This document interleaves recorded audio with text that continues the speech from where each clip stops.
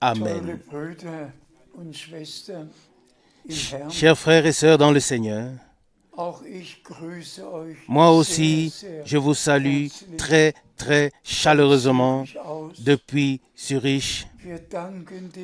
Nous remercions le Seigneur pour la précieuse parole que frère Keller a lue en guise d'introduction. C'est tout simplement puissant de voir de quelle manière le Seigneur nous parle directement.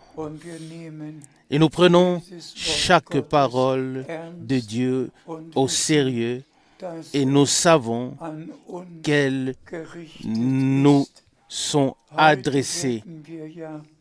Aujourd'hui, nous allons devoir parler de certaines choses et je me suis noté quelques passages bibliques que nous allons lire maintenant brièvement. Et puis nous reviendrons aussi encore sur la parole d'introduction. Que la bénédiction du Dieu Tout-Puissant repose véritablement sur tous ceux qui écoutent la parole, la croient et qui sont prêts à suivre dans l'obéissance, car la foi et l'obéissance vont de pair ou marchent ensemble. Je t'en prie, frère Borg. Nous lisons de Sophonie chapitre 2 au verset 4. Sophonie chapitre 2, verset 4. Car Gaza sera délaissée et Ascalon sera déserte.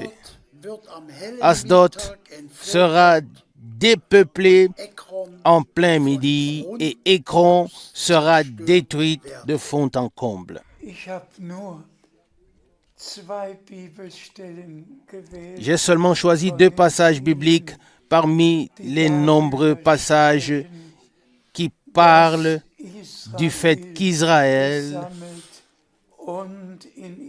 sera rassemblé et ramené dans son pays ou sa patrie. Et cela s'est produit. Et nous portons beaucoup de douleur du fait que le monde entier est fondamentalement contre Israël.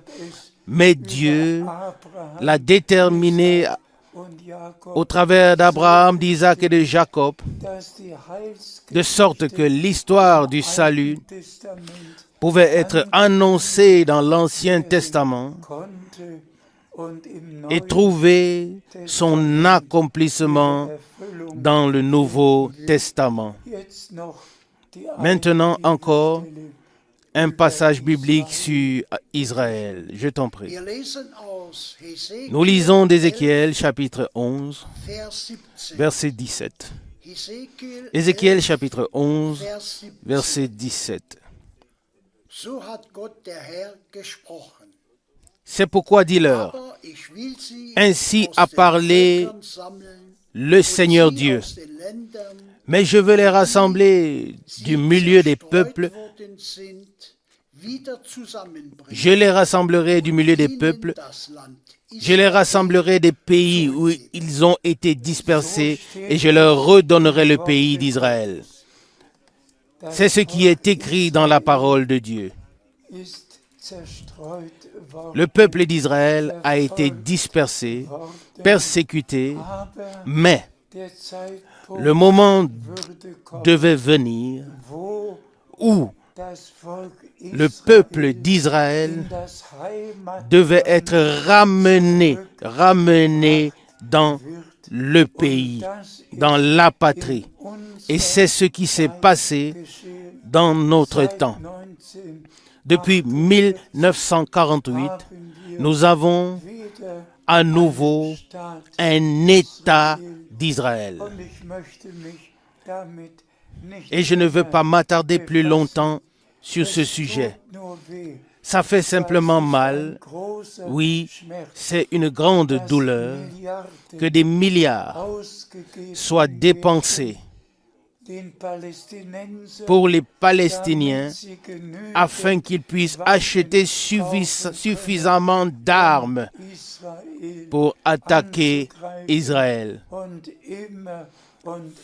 Et encore et toujours, les différents groupes, que ce soit Al-Qaïda, que ce soit tout ce qui se passe là-bas. Nous l'avons tous bien entendu. Mais je ne veux même pas en parler davantage.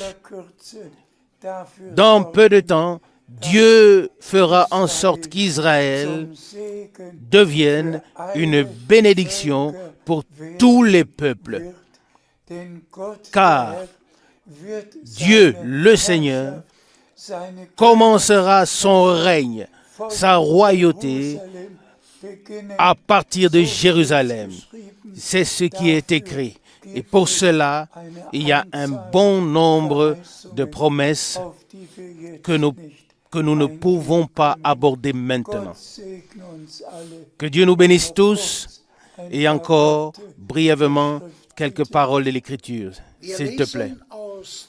Nous lisons de Tite chapitre 2,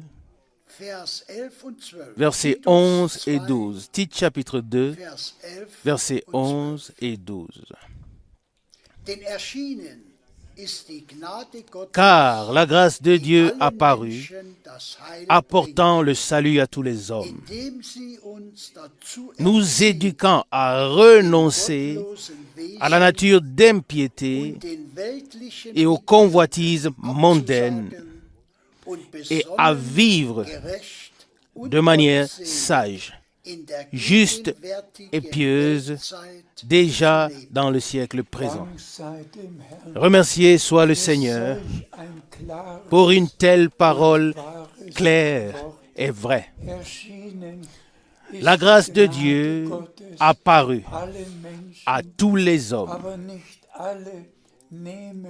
mais tous n'acceptent pas l'offre de grâce de Dieu. Et c'est pourquoi la deuxième partie de ce verset 12 s'adresse à ceux qui acceptent la grâce de Dieu, la rédemption et ce qui s'est passé pour nous à la croix de Golgotha. À savoir que Jésus-Christ, en tant que Fils de Dieu, a apporté la rédemption pour tous les fils et filles de Dieu, qu'il a versé son sang et qu'il nous a accordé le pardon, la réconciliation et le salut. Alors, le salut a été manifesté ou apparu pour tous, mais seulement ceux qui acceptent la grâce de Dieu, se laissent corriger, acceptent tout ce que le Seigneur a à nous dire et se plient, oui, à la parole de Dieu dans la foi et l'obéissance. Je t'en prie. Nous lisons d'Éphésiens chapitre 4, verset 22 jusqu'au verset 24. Éphésiens chapitre 4, verset 22 jusqu'au verset 24. Je lis le verset 22. De sorte qu'à l'égard de votre ancienne manière de vivre, vous puissiez vous dépouiller du vieil homme qui se détruit par des convoitises trompeuses. Cette parole est adressée aux croyants que nous devons nous dépouiller du vieil homme. Nous sommes nés dans ce monde, dans le péché. Nous sommes nés et séparés de Dieu. Et par conséquent, si nous naissons de nouveau et recevons la vie éternelle, alors nous devons nous dépouiller du vieil homme et revêtir l'homme nouveau qui est créé selon la justice et la sainteté de Dieu. Amen. Avec Dieu, tout est possible. Il peut faire d'hommes pécheurs des enfants de Dieu. Il sauve les perdus. Il délivre ceux qui sont liés. Il guérit les malades. Et nous sommes reconnaissants pour cela. Nous acceptons ce que Dieu nous a donné en Jésus-Christ, notre Seigneur. Je t'en prie. Je lis le verset 23 d'Éphésiens chapitre 4. Que vous soyez en revanche renouvelés au plus profond de votre vie spirituelle. Que vous soyez renouvelés au plus profond de votre être. Alors, ne pas seulement revêtir l'homme nouveau sur le vieil homme, comme si l'on revêtait une veste neuve sur l'ancienne, mais premièrement, il faut se déshabiller et prendre un bain d'eau de la parole, puis ensuite revêtir le vêtement nouveau que le Seigneur nous a donné par grâce. Oui, avec Dieu, tout est possible et nous pouvons le prendre, le recevoir et l'accepter pour nous dans la foi. Je t'en prie. Nous lisons le verset 24 d'Éphésiens 4. Revêtant l'homme nouveau, créé à l'image de Dieu, dans une justice et une pureté véritable. C'est une parole puissante. Et elle devient ou deviendra vrai dans nos vies, que nous puissions véritablement être saisis par la grâce de Dieu et mettre notre volonté propre dans la volonté de Dieu, consacrer notre propre vie au Seigneur afin que sa vie puisse être manifestée au travers de nous. Comme Paul l'a écrit, personne ne vit plus pour lui-même, car si nous vivons pour le Seigneur. Selon Romains 14, versets 7 à 8. Et nous sommes reconnaissants à Dieu de tout cœur de ce que ce ne sont pas seulement des promesses, que ce ne sont pas seulement des écrits, des paroles écrites dans la parole de Dieu, mais que tout ce que Dieu nous a donné en Christ Jésus notre Seigneur peut devenir une réalité divine et est déjà en grande partie devenu une réalité. Loué soit le nom du Seigneur. Je t'en prie. Nous lisons de Tite chapitre 2, le verset 13. Tite chapitre 2, verset 13. En attendant notre bienheureuse espérance et l'apparition de la gloire du grand Dieu et de notre Seigneur Jésus-Christ. Remercié soit le Seigneur. Tout ce que nous avons lu précédemment doit s'accomplir en nous et se réaliser en nous et devenir vrai en nous.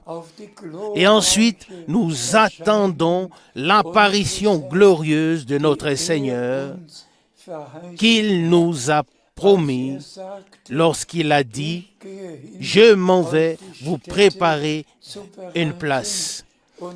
Et je reviendrai vous prendre avec moi, afin que vous soyez aussi là où je suis, selon Jean 14, versets 2 à 3. Bien-aimés frères et sœurs, le Rédempteur est venu à nous pour que nous puissions aller à lui. Il est venu sur la terre, il nous a rachetés, afin que nous, en tant que des rachetés, nous puissions être enlevés auprès de lui dans la gloire. Le Seigneur reviendra, l'enlèvement aura lieu, et nous vivons maintenant dans la dernière période de l'appel à sortir et de la préparation de l'Église épouse pour le retour de l'époux, notre bien-aimé Seigneur et Rédempteur. Maintenant, nous passons à la deuxième partie et nous lisons le passage biblique de l'évangile de Jean. Nous lisons de Jean chapitre 14, verset 12. Jean 14, verset 12. En vérité, je vous le dis, celui qui croit en moi accomplira aussi les œuvres que je fais. Tout simplement puissant et confirmé doublement. En vérité, je vous le dis, celui qui croit en moi accomplira aussi les œuvres que j'ai faites. Aujourd'hui, nous allons assister à un service de guérison comme Frère Branham en a fait l'expérience pendant plus de 30 ans, que le Seigneur a fait la même chose qu'il a fait lorsqu'il marchait sur la terre. Et frères et sœurs, il est tout simplement nécessaire, là aussi, de lire les passages bibliques. Et nous lisons aussi directement le passage suivant qui y est associé. Nous lisons dans Jean chapitre 5, le verset 19. Jean chapitre 5, verset 19.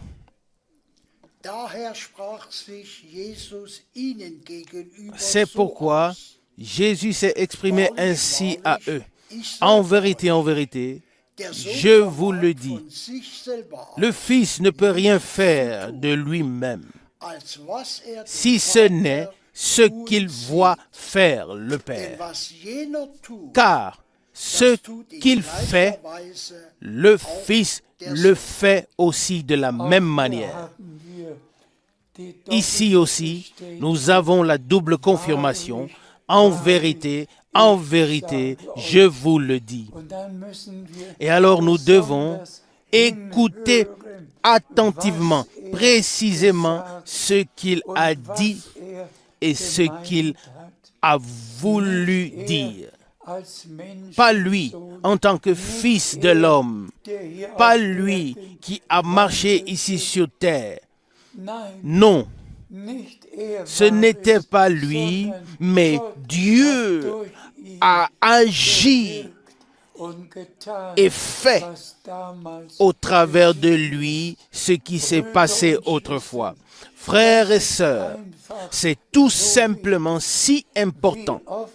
Combien de fois Frère Branham a-t-il répété ces deux passages bibliques? Jean 14 et Jean 5. J'aurais bien voulu les avoir comptés. À chaque fois, il a dit, ce n'est pas moi qui fais ces œuvres, mais le Seigneur fait les mêmes œuvres qu'il a fait autrefois. Et ainsi, nous avons la certitude que ce n'est pas un William Branham qui a guéri les malades, qui a sauvé les perdus, qui a ressuscité les morts, mais le Seigneur, notre Rédempteur, a fait dans notre époque les mêmes choses qu'il a fait autrefois. En tant que fils de l'homme, notre Rédempteur était le prophète, car Moïse avait bien prédit, annoncé d'avance un prophète.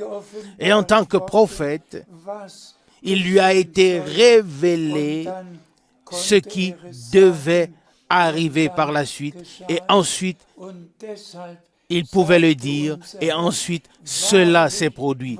Et c'est pourquoi notre Seigneur a dit, en vérité, je vous le dis, le Fils de l'homme ne peut rien faire de lui-même. Le Père le fait par lui. Et c'est exactement ce qui s'est passé avec frère Branham. Il ne pouvait dire à personne de lui-même qui il était, de quelle maladie il souffrait, d'où il venait. De lui-même, il ne pouvait rien dire à personne. Comme toi et moi, nous ne pouvons rien dire à personne. Mais ensuite vient la chose.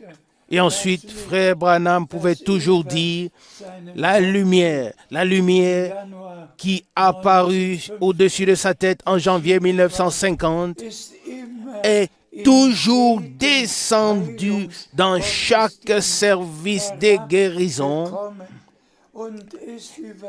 et est resté suspendu au-dessus de la personne pour laquelle frère Branham devait prier.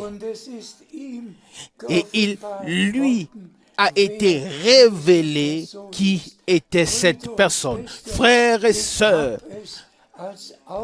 je l'ai expérimenté comme de manière oculaire et auriculaire. Je l'ai vécu assez souvent dans des réunions. Et je me réjouis aujourd'hui que dans le monde entier, tous les frères et toutes les sœurs puissent voir et entendre comment Dieu s'est révélé, s'est manifesté dans notre temps, à savoir exactement comme autrefois quand notre Seigneur marchait sur la terre.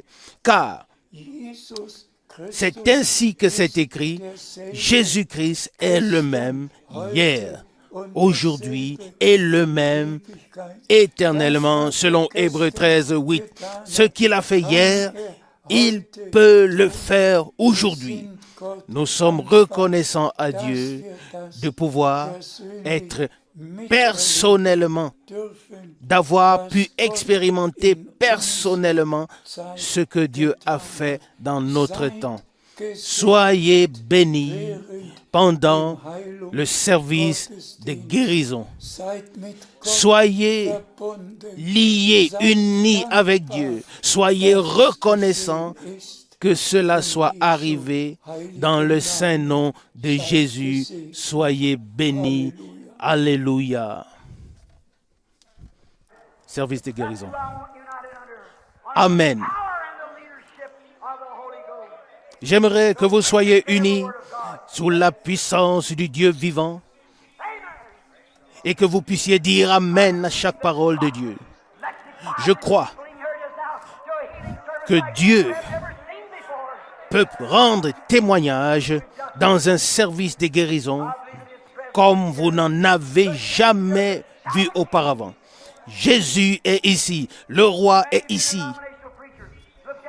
Beaucoup d'entre vous, prédicateurs dénominationnels, vous regardez à ceux qui sont en train d'exalter et de crier, et vous avez les mêmes pensées que Balaam avait.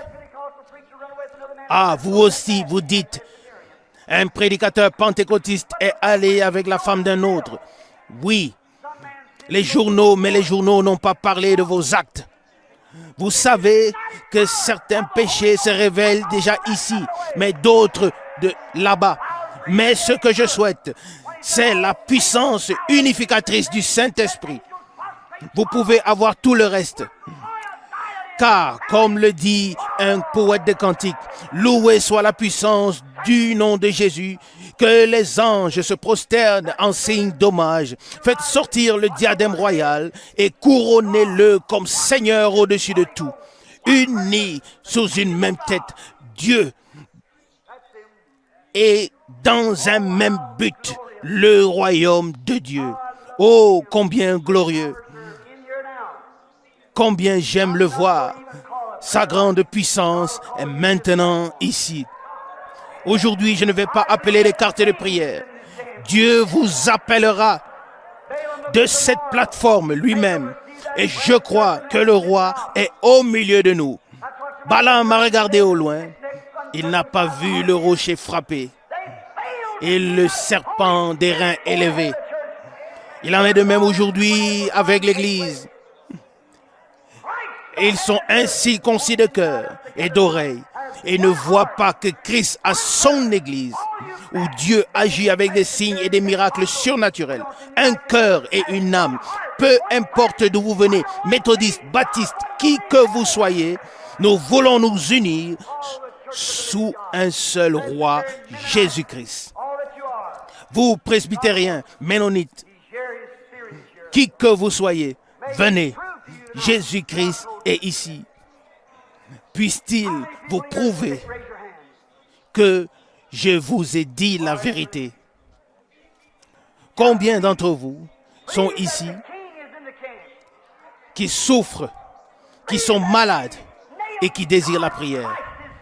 Croyez que le Christ a été transpercé de clous, que son esprit est ici.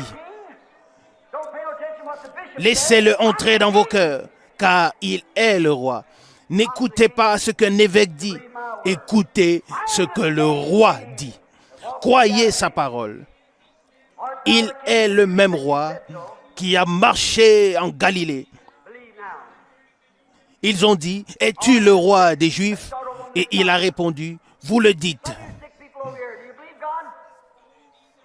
Commençons maintenant de ce côté. Vous, malades, croyez-vous Dieu? Croyez-vous que Jésus-Christ est ressuscité d'entre les morts? Croyez-vous Dieu?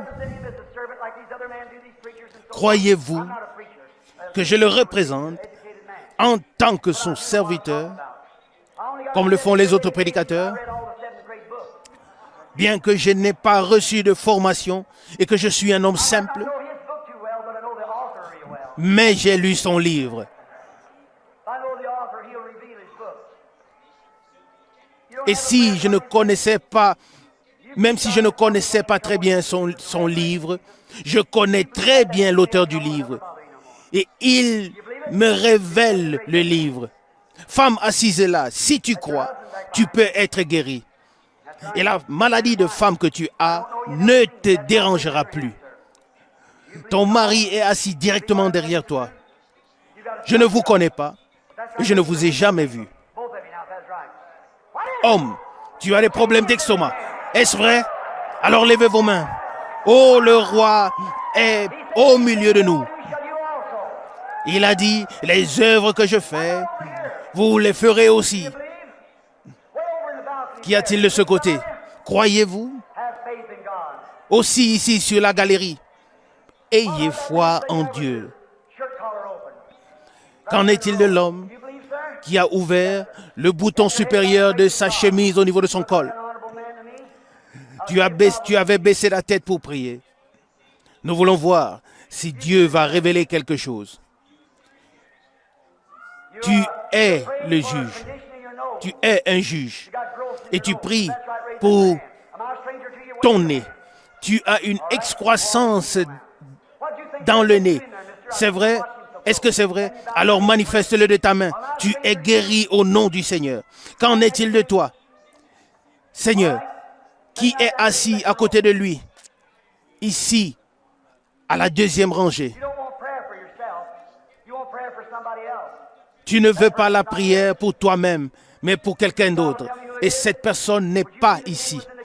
Crois-tu que Dieu me révélera de qui il s'agit? Tu as touché quelque chose. Tu as touché le Seigneur. Tu pries pour ta femme. Elle a l'hypertension. Si cela est vrai, lève la main. Merci. Croyez. Si tu pouvais croire, alors vous pouviez recevoir ce pourquoi vous priez. Oh, comme merveilleux. Ou peu importe où vous êtes, commencez à croire. Le roi est au milieu de nous, l'Esprit de Dieu.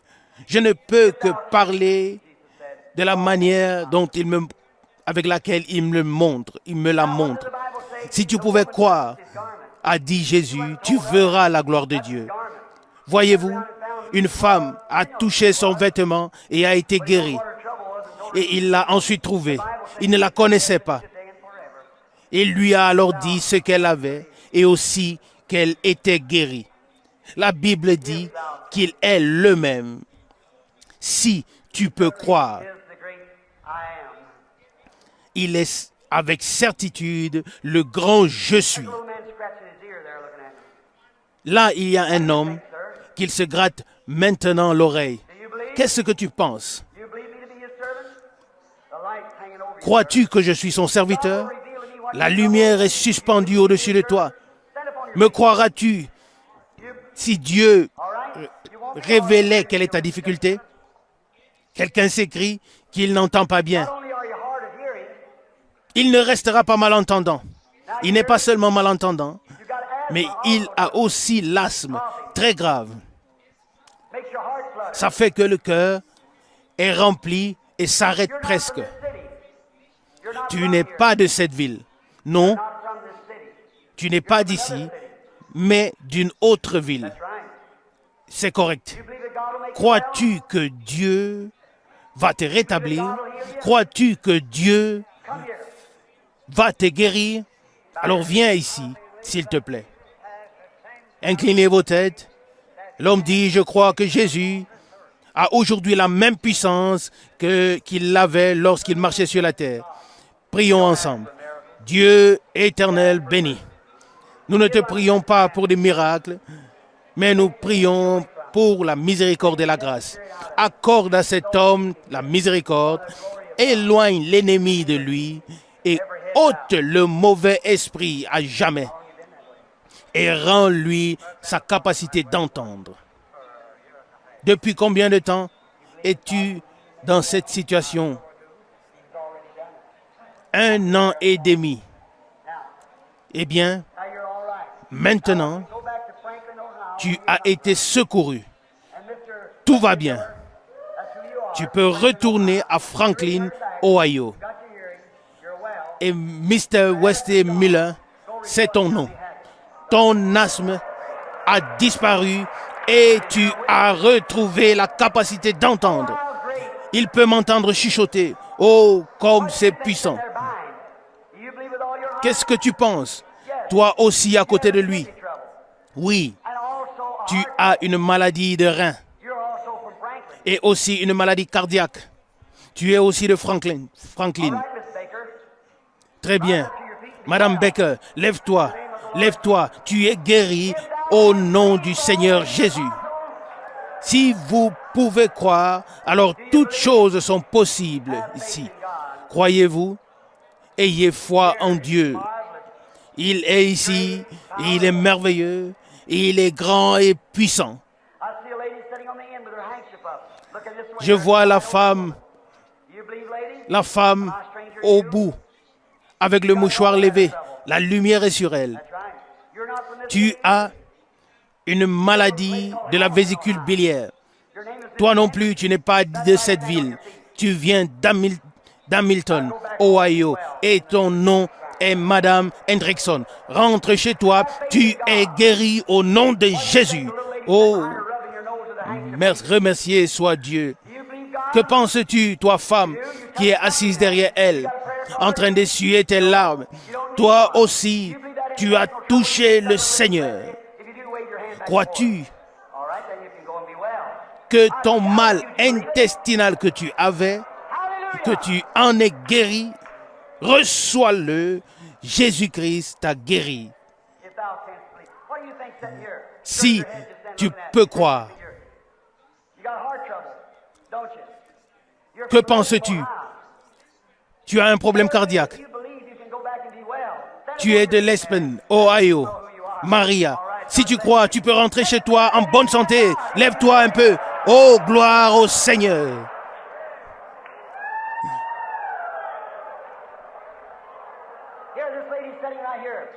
La femme qui est assise ici, elle a une maladie nerveuse.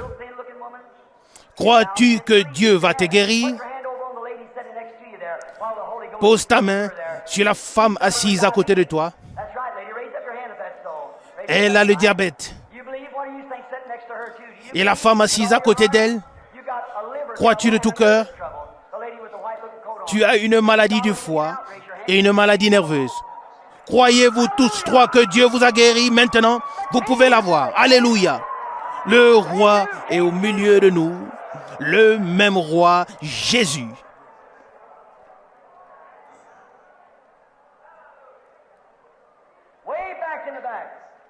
Tout au fond, plusieurs rangées en arrière, là est assise une femme en troisième position partant du couloir. À côté des deux femmes noires. Femme, tu as une grippe de la tête. Et la femme noire à côté de toi a des varices. Crois-tu, femme noire, que Dieu te guérira? Tu peux la voir. Si tu crois. Et la femme noire à côté d'elle a des problèmes d'estomac. Si vous pouvez le croire, vous pouvez la voir. Je vous prie à tous qui êtes ici présents de croire. Que sommes-nous unis sous un grand roi, un grand règne, celui de Jésus-Christ. Et le Christ est ici. Oh, le cœur qui est en vous et qui a encore bien des superstitions et des doutes. Combien devriez-vous consacrer entièrement vos cœurs à Christ et être unis à lui? Amen. Combien souhaitent que le monde et le péché et toute incrédulité puissent sortir de leur cœur, ainsi que toute dénomination et ce qu'elles contiennent. Remercié soit le Dieu vivant. Levez-vous, s'il vous plaît.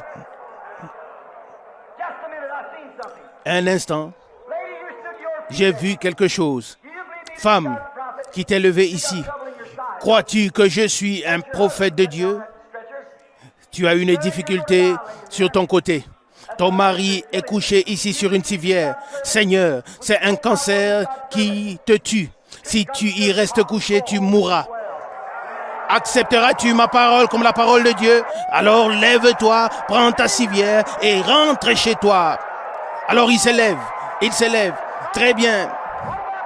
Vous autres, nous sommes maintenant unis sous Jésus-Christ, sous la puissance du Dieu vivant. Tenez-vous maintenant debout et donnez gloire à Dieu. Alléluia. Jésus-Christ est ici.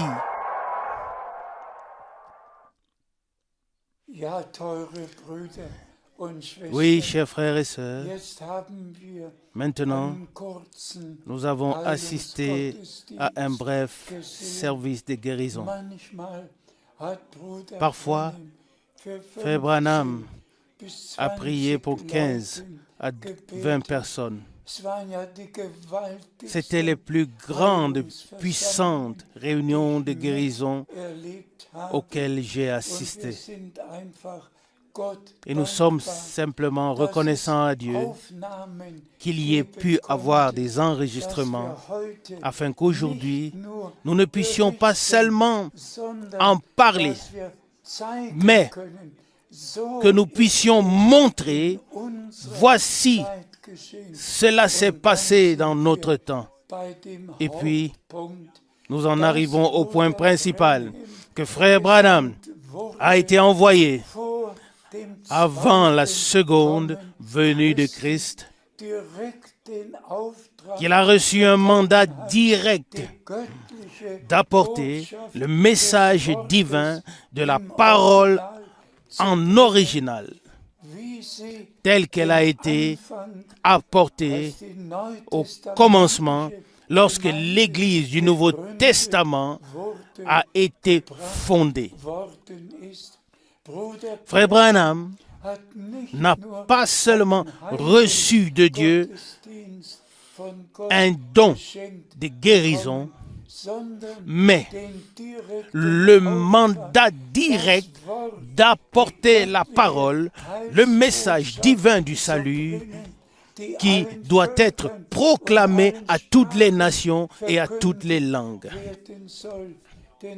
Car c'est ainsi qu'il est écrit dans Matthieu chapitre 24, verset 14, que ce message de salut, cet évangile original sera prêché à toute nation en guise de témoignage. Et Dieu a annoncé l'évangile original comme cela a été annoncé au commencement. Et celui qui lit les actes des apôtres constatera que le Seigneur a continué à confirmer. Et celui qui lit comment le Seigneur a d'abord envoyé les 12 disciples et leur a donné l'autorité. Lisez-le dans Matthieu chapitre 10.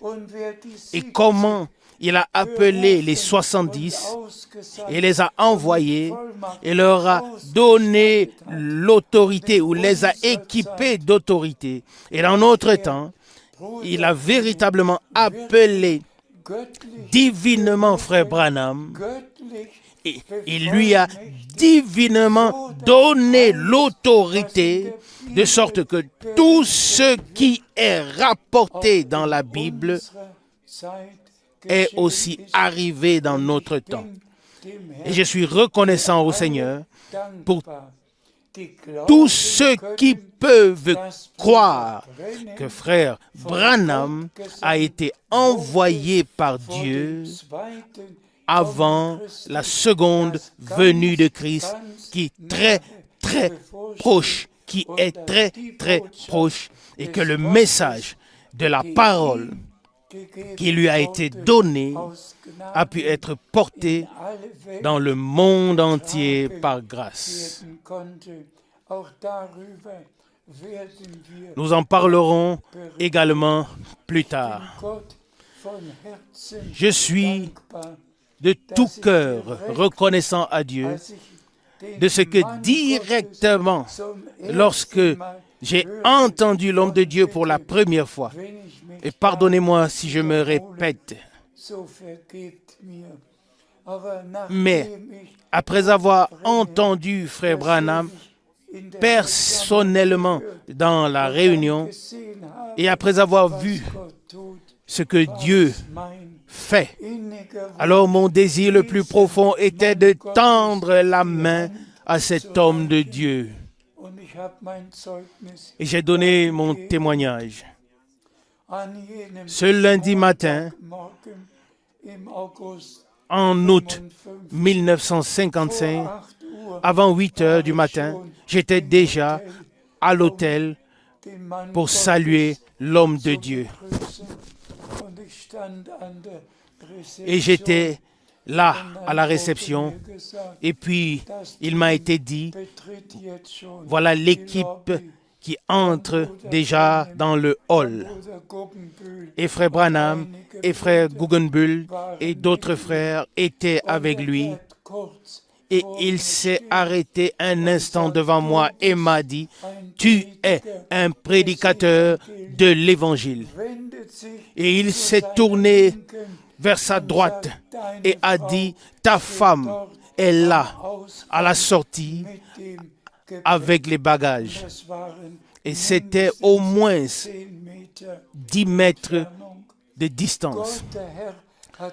Dieu le Seigneur m'a montré lors de la première salutation qu'il y avait un prophète devant moi à qui je devais maintenant tendre la main et avec qui je devais parler.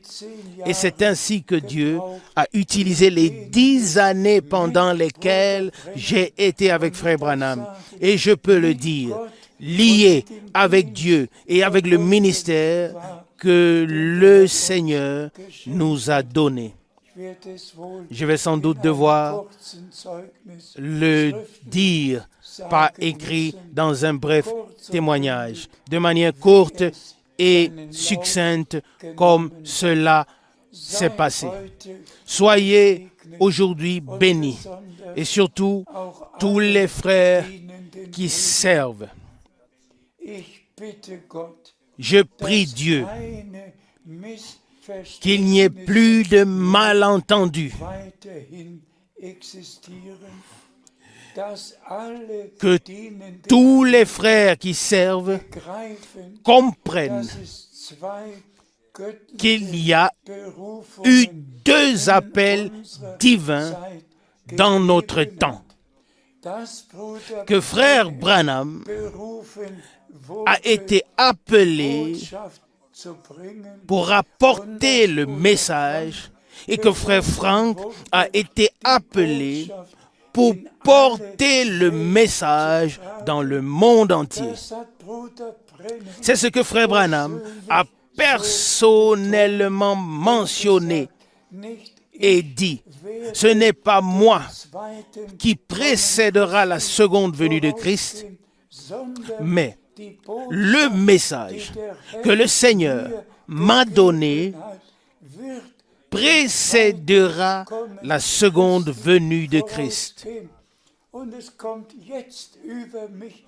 Et cela me vient maintenant, et je dois vous le dire. Le 11 avril 1966,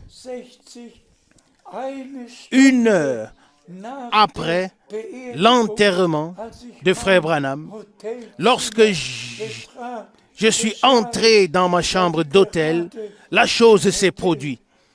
Je venais d'entrer dans la chambre d'hôtel et devant moi se trouvait un fauteuil sur lequel je m'apprêtais à m'asseoir. Et alors, les paroles, maintenant, ton temps est venu d'aller de ville en ville pour annoncer la parole et porter le message et distribuer la nourriture. Bien-aimés frères, à ce sujet, je fais maintenant officiellement cette remarque. Frère Branham a accompli son ministère, j'ai accompli mon ministère, mais voici la chose, j'ai retransmis ce qui m'a été donné de Dieu par le ministère de Frère Branham. Ainsi aussi, vous, en tant que frères serviteurs, vous devez maintenant retransmettre ce que Dieu m'a donné afin que tous arrivent à l'unité de la foi, que nous puissions arriver à marcher au même pas, que chaque frère ne continue pas à proclamer ses propres enseignements, mais que tous retransmettent le même enseignement et mettent tout à 100% en accord avec Dieu et la parole de Dieu. C'est ainsi que Dieu l'a conduit. Même les retransmissions, si vous les écoutez en tant que serviteurs, en tant que frères qui servent, vous pouvez ensuite continuer à développer et à approfondir et remercier Dieu de ce qu'il a envoyé son serviteur et prophète. Et laissez-moi encore dire ceci. De même que le Nouveau Testament a commencé avec cela, lisez-le dans Marc, chapitre 1, que Dieu devait envoyer un prophète. Marc, chapitre 1, verset 1, le message du salut de Jésus-Christ a le commencement suivant, selon ce qui est écrit dans le livre d'Ésaïe le prophète. Marc chapitre 1 verset 1. C'est ainsi que nous le lisons dans Marc au premier chapitre. De la même manière, nous pouvons dire maintenant, le message divin du salut continue et arrive à sa fin, reprenant les promesses du prophète Malachie que le Seigneur a confirmé dans Matthieu chapitre 17.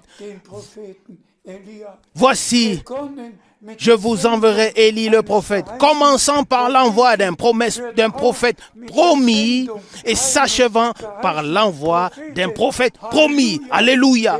Loué soit le Dieu de notre Seigneur Jésus-Christ. Oui, que notre Dieu soit élevé et loué, glorifié de ce que nous avons reçu par grâce, l'introduction dans le plan de salut de Dieu, par grâce, comme si nous étions directement assis aux pieds de notre Seigneur et que nous entendions tous les passages bibliques fraîchement de la bouche de notre Seigneur. Ainsi, bien-aimés frères, servants, soyez bénis de la bénédiction du Dieu Tout-Puissant. Et maintenant, une autre pensée me vient à l'esprit. La question était: qu'en est-il des ministères que le Seigneur a placés dans l'Église, dans les assemblées, à savoir apôtres, prophètes, bergers, enseignants et évangélistes? Ce sont des ministères dans l'Église locale. Mais ici, il s'agit des ministères pour toute l'œuvre de Dieu, pour le royaume de Dieu, mais pas seulement pour une assemblée locale. Mais Dieu le Seigneur a pris soin de ce que maintenant nous puissions vivre si personnellement le reste de ce que Dieu a promis par grâce. Soyez dans la chose, s'il vous plaît, croyez chaque parole. Soyez de tout cœur dans la chose. Croyez de tout votre cœur. Et alors, nous vivrons ensemble notre préparation et aussi l'enlèvement. Gloire à notre Dieu dans le saint nom de Jésus. Amen.